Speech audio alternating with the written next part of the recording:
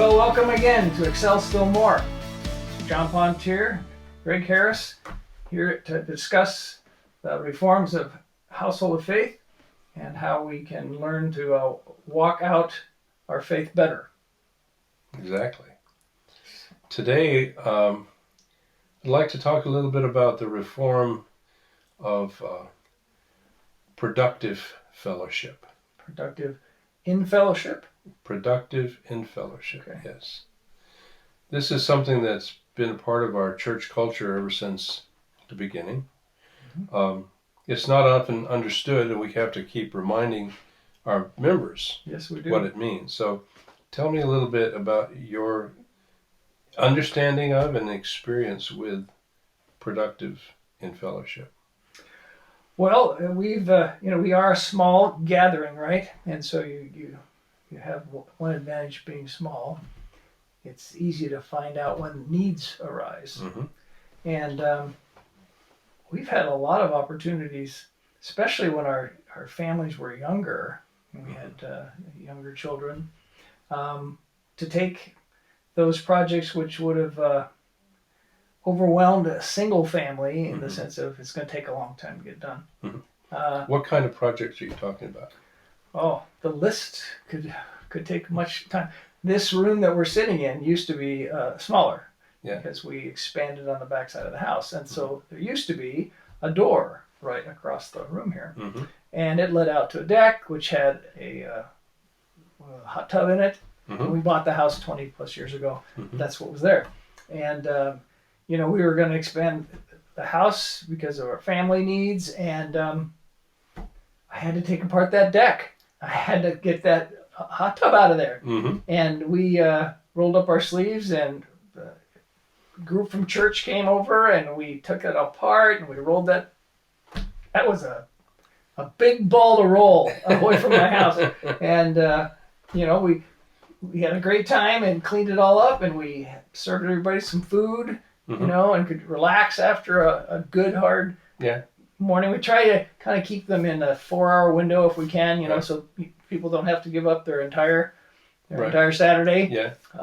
And that's worked out pretty well Mm-hmm. because then people feel free to leave if they have to, Right. or they can stay and continue to fellowship. Right. Well, the word fellowship itself is an example of how we'll take just a good old common word and churchify it.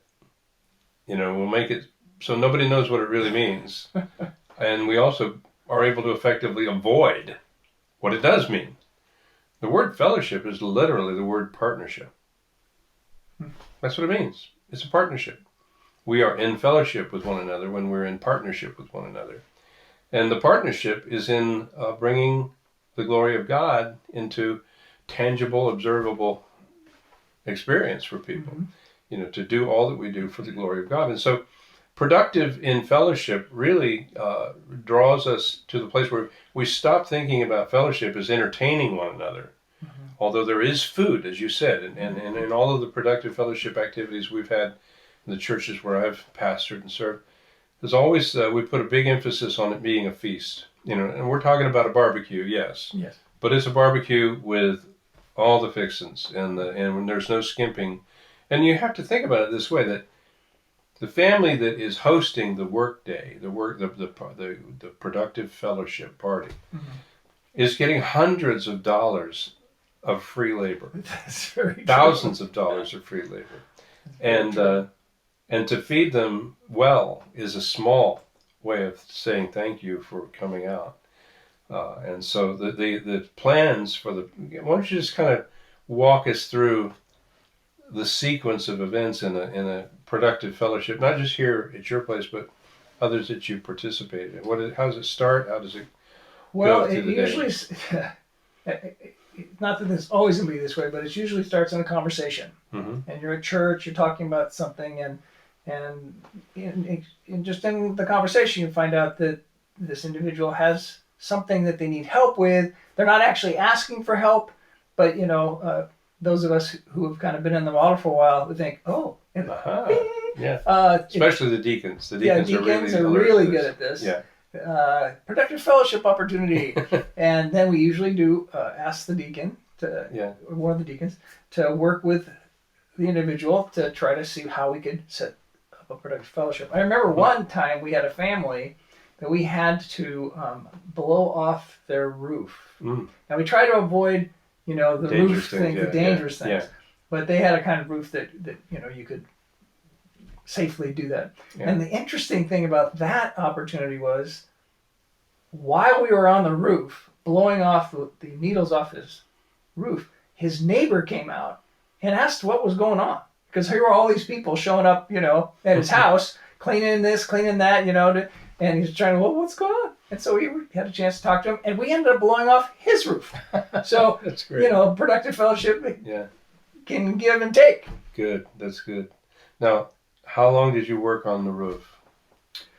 Well, it wasn't just the roof. It was, like I said, it was a clean yard and things like that. Again, we kept it to the 8 to noon or time of window, and then we had food and fellowship. So great. We've probably done only a couple where we went maybe 6 hours or something. Okay.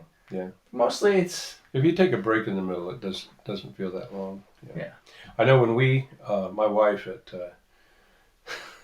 decided she wanted to have chickens, and so that meant we had to build a chicken coop.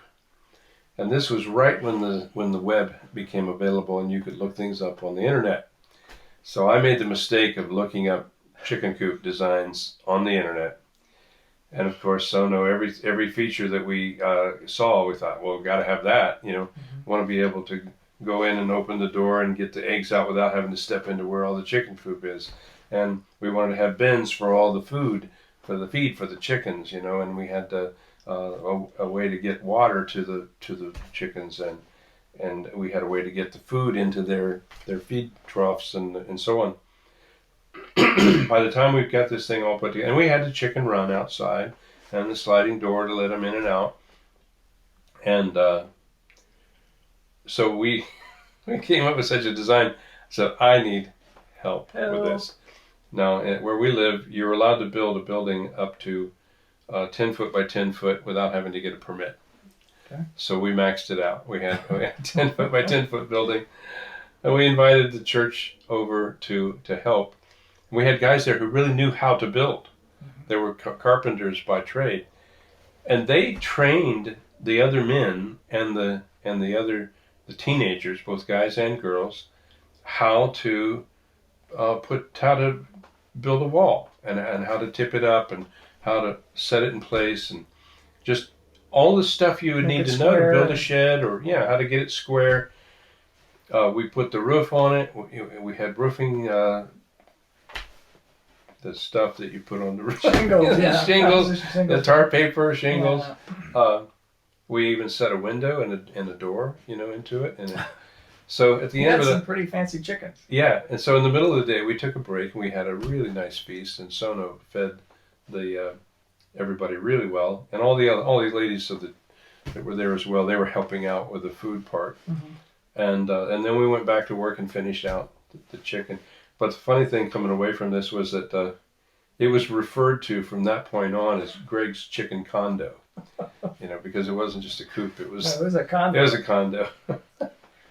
And when we did Airbnb for visiting chickens. Yeah, when we did the math, we realized that we were spending probably about $64 per dozen of eggs for 10 years. Those is good eggs. So it was kind of silly, but that's an example of productive fellowship. Chance to learn new skills for younger folks. We've done landscape projects.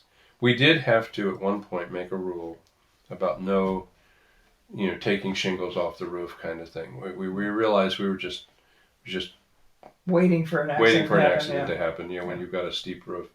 So we decided to limit it there, but it has been a great part of the church's life to.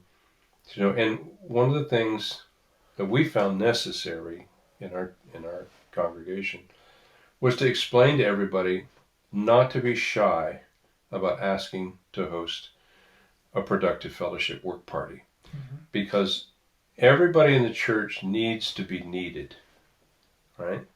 And the only way that happens is if somebody has a need that we can respond to. And so the tables will turn. You hosted a work party today. A year from now, somebody else is hosting a work party, and you're going to be a big part of that. And then it keeps just going. It just bounces around the church, and everybody gets to be together in ways that are not just entertaining. And the kids are not wandering off to watch a video in the basement somewhere. They're working. They're working alongside their own parents and older siblings. And it gives you a sense of community that I don't think you can get just by sitting in the church, pew or having the worship experience. We need to see one another between worship times in order to really bond with one another. So it's a partnership. A fellowship. Productive in fellowship. Exactly. Yeah. Well, thank you, Greg, for sharing your experiences. Just as a closing note, we just several weeks ago did a productive fellowship for a young woman whose husband was coming back from assignment, being away for a year. And they did it twice. Once there was, okay participation, but the second time we did it, so many people showed up that the deacon that was in charge of it said, like, it's all done. People kept coming, right? And it's like, I don't have anything for them to do. Yeah. Because they blew it all away. There's so many That's great. hands in the pie. Yeah. It was great. It was a blessing. Well, I hope this is helpful. And take this and just try something. Host something. Encouraging somebody in your church to host a work party. And make sure that it's fun. It should be lots of laughter. Bring the musical instruments and have a time of singing together. Don't skimp on the food or the desserts. Yeah, and desserts. People should go away from these work parties looking forward to the next one. Not feeling like they've been exploited, but feeling like they've been included in something really wonderful. Amen. Thank you again, and it's been good talking with you, and we look forward to the next conversation. God bless.